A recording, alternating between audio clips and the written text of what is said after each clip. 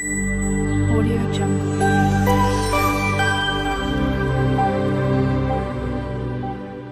নমস্কার, সুতেরি রান্নাবান্না ব্লগে তোমাদের সবাইকে স্বাগত। আমি চলে এসেছি নতুন একটা রেসিপি নিয়ে। আজকে তোমাদের সাথে শেয়ার করব পনির দো পেঁয়াজা। তাহলে চলো আমি কীভাবে পনিরের দো পেঁয়াজা বানাই সেটা তোমাদের সাথে শেয়ার করব। এখানে নিয়ে নিয়েছি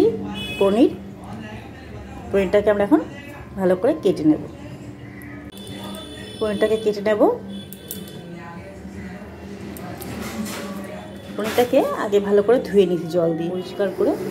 এবার পিস করে নেব। আমি এখানে এরকম সাইজের করে নিচ্ছি। তোমরা যদি এর থেকে বড় করতে পারো চাও তাহলে বড়ভাবে কেটে নিও, বা ছোট করলে ছোটও করতে পারো। আমি এখানে একটা মাঝারি সাইজের পনির কেটে নিচ্ছি। এই দেখো এইভাবে সবকটা পনির আমি কেটে নেব পুরোটা। নিজে পনির কেটে নিয়েছি। এবার এগুলো হালকা করে ভাজতে হবে। এবার কেটে নেব হচ্ছে পেঁয়াজ। যেহেতু পনির দো পেঁয়াজা করব, তার জন্য পেঁয়াজ আমাকে দুভাগে কাটতে হবে। তো পেঁয়াজটাকে কেটে নিই। এই পেঁয়াজগুলোকে অর্ধেক করে নিচ্ছি। এবার এইগুলোকেও আবার অর্ধেক করে নেব। আর এর থেকে যেগুলো ছোটো ছোটোগুলো থাকবে সেগুলোকে আমি একদম কুচি করে কেটে নেব।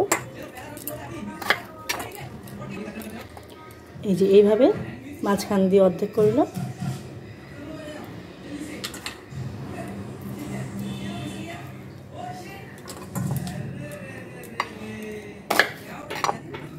বড় সাইজের টুকরোগুলো একদিকে করব, আর যেগুলো সামনে ছোটোগুলো থাকবে সেগুলোকে আমি আলাদা করে কুচিয়ে নেব। যেহেতু দুরকমভাবে পেঁয়াজ কাটবো, তাই ছোটোগুলোকে আমি আলাদা করে নিচ্ছি। মাঝখানেরটা আমি কুচিয়ে নেব। আর এই বড়গুলোকে আমি আলাদা করে নিচ্ছি, দুভাগে ভাগ করে নিচ্ছি।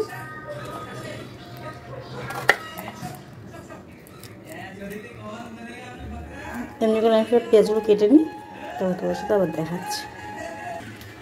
এখানে যে পেঁয়াজ কুচিয়ে নিয়েছি, রসুন নিয়েছি, এখানে কাজু বাদাম নিয়েছি, আর এখানে চাল মগজ নিয়েছি। এগুলো সব একসাথে পেস্ট করতে হবে। তার আগে কি করতে হবে দেখাচ্ছি। তারা দিয়ে দিলাম রিফাইন তেল।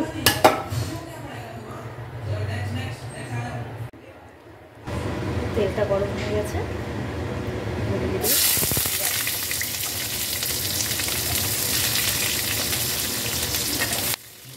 এখানে আমি যেগুলো একদম কুচি করে রেখেছিলাম সেই পেঁয়াজগুলো দিলাম আগে। সেই পেঁয়াজগুলো ভেজে নেব। তার মধ্যে দিয়ে দিলাম রসুন, 4-5 কোয়া মতন রসুন দিলাম, বড় বড় রসুন। অল্প একটু ভাজা ভাজা করে নেব। একটু লাল লাল হয়ে গেলেই নামিয়ে দেব। আর এর মধ্যে দিয়ে দেব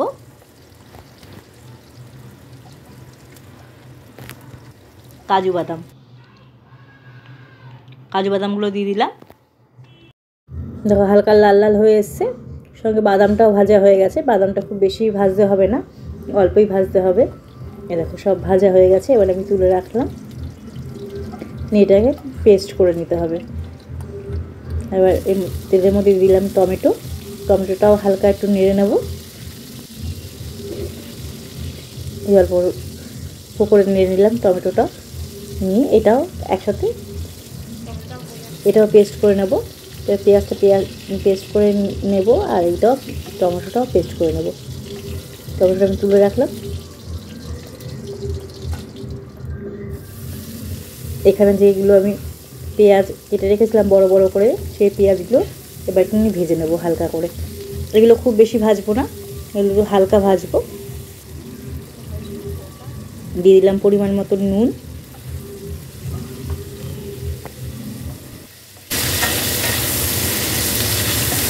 খুব বেশি ভাজবো না, অল্প।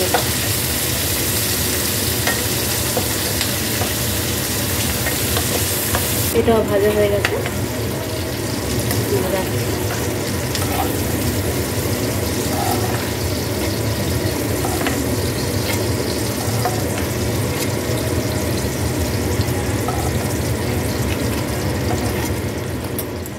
এবার আমি পনিরটা ভেজে নেব হালকা করে।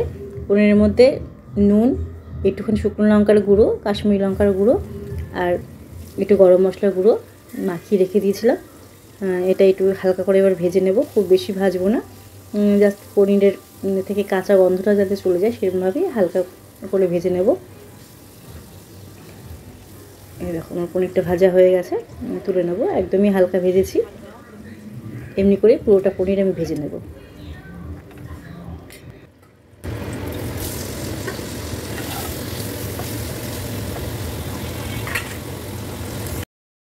এখানে নিয়েছি আদা, পেঁয়াজ, যেটা আমি ভেজে নিয়েছিলাম সেই পেঁয়াজ, কাজু বাদাম, আর এখানে দিয়ে দিলাম চাল মগজ। এই সম্পূর্ণটা আমি একসাথে পেস্ট করে নেব। এদিকে মশলাটা আমি পেস্ট করে নেব, আর এদিকে পনিরটা ভাজা হয়ে গেছে। পনিরটা আমি তুলে নেব, নিয়ে এই কড়াইতেই তেল দিয়ে দেবো একটু অল্প পরিমাণে।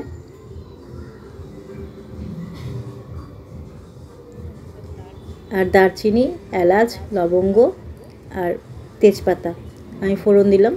এখান থেকে আমি দারচিনি আর এলাচটাকে আমি তুলে নেব, নিয়ে টমেটোটা যে পিউরি করব তার মধ্যে দিয়ে একসাথে পেস্ট করে নেব, যাতে এলাচ আর দারচিনি এটা মুখে না পড়ে বা লবঙ্গটা মুখে না পড়ে, তার জন্য। কাজু বাদাম যেটা পেস্ট করতে নিয়েছিলাম সেই পেস্টটা আমি দিয়ে দিলাম। এটাকে ভালো করে মিশিয়ে নেব। আর এই টমেটোর মধ্যে আমি দারচিনি আর এলাচ আর লবঙ্গটা দিয়ে দিয়েছিলাম, একসাথে পেস্ট করে নিয়েছি, নিয়ে ভালো করে মিশিয়ে নিচ্ছি। যে টমেটোগুলো আমি ভেজে রেখেছিলাম সেই টমেটোটা আমি পেস্ট করে পিউরি বানিয়ে নিলাম, নিয়ে ভালো করে এবার মিশিয়ে নেব। দিয়ে দিলাম পরিমাণ মতো নুন, আর দিয়ে দিলাম কাঁচা লঙ্কা বাটা, দিয়ে ভালো করে পেস্টটা আমি মিশিয়ে নেব। ভালো করে কষাবো মশলাটা, যেহেতু পেঁয়াজটা ভাজাই ছিল, তাহলে পেঁয়াজ টমেটো সবই ভাজা ছিল, সেটাও একটু মিশিয়ে নেব। আর দিয়ে দিলাম মিষ্টি, আমি এখানে গুঁড়ি দিলাম, দিয়ে ভালো করে মশলাটাকে কষিয়ে নেব। মশলাটা কষে আসলে পরে এর থেকে তেল ছেড়ে যাবে।